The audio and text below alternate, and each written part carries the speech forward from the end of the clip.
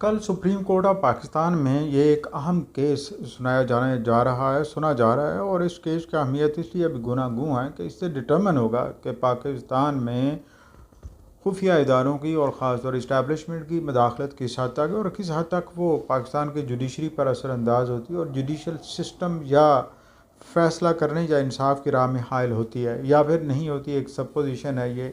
ماضی میں یہ اس طرح کی بے شمار مثالیں ہمارے سامنے آئی ہیں اور جسٹس شوکت صدیقی کی ہمارے حالیہ مثال ہمارے سامنے جس میں انہوں نے برملا اس بار کا اظہار بھی کیا تھا.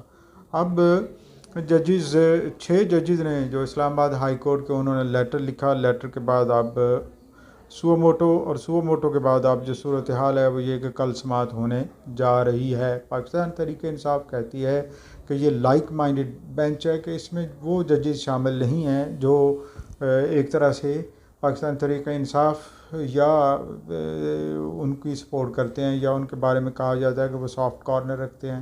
تو جو ججز اس وقت ہیں اس بینچ میں ان میں نام ہے سب سے بڑا جسٹس قاضی فیاض عیسیٰ کا چیف جسٹس کا. اس کے بعد سیکنڈ کمانڈ جسٹس منصور علی شاہ ہیں. جسٹس یحییٰ آفریدی ہیں. جسٹس جمال مندوخیل ہیں. جسٹس جمال مندوخیل کے علاوہ جسٹس اطہر من اللہ ہیں. اب دلچسپ صورتحال یہ ہے کہ جسٹس اطہر من اللہ اسلام آباد ہائی کورٹ سے ہی ایلی ووٹ ہو کے سپریم کورٹ آف پاکستان میں پہنچے تھے اور ان کے بارے میں بھی اس وقت یہ چہم گوئیاں تھیں کہ انہوں نے بینیفٹ لیا تھا مبینہ طور پر. کیا یہ وہی بات آگے آئے گی یا کچھ اور آئے گا؟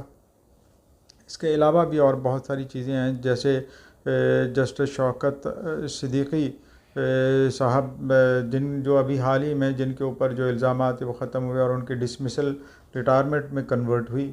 تو یہ دیکھیے اب کس طرف بیٹھتا ہے اور چانسز ہیں کہ اگر یہ ٹیک اپ ہو جاتا ہے اور یہ ثابت ہونے کے لیے یا کرنے کے لیے ڈیفینیٹلی سخت قسم کے سوالات و جوابات بھی ہوں گے. ثابت بھی کرنا ہوگا. گواہ بھی پیش کرنے ہوں گے اور ان لوگوں کو بھی پیش کرنا پڑے گا جن لوگوں کے اوپر کہا جا رہا ہے کہ ایجنسیز نے انہیں زود و کوب کیا یا انہیں ہراس کیا اور ان کے ذریعے سے اسلام آباد ہائی کورٹ کے ججز کے بازو مروڑنے کی کوشش کی گئی, یعنی انہیں فورس کرنے کی کوشش کی تاکہ ہم مرضی کے بینچ بنے.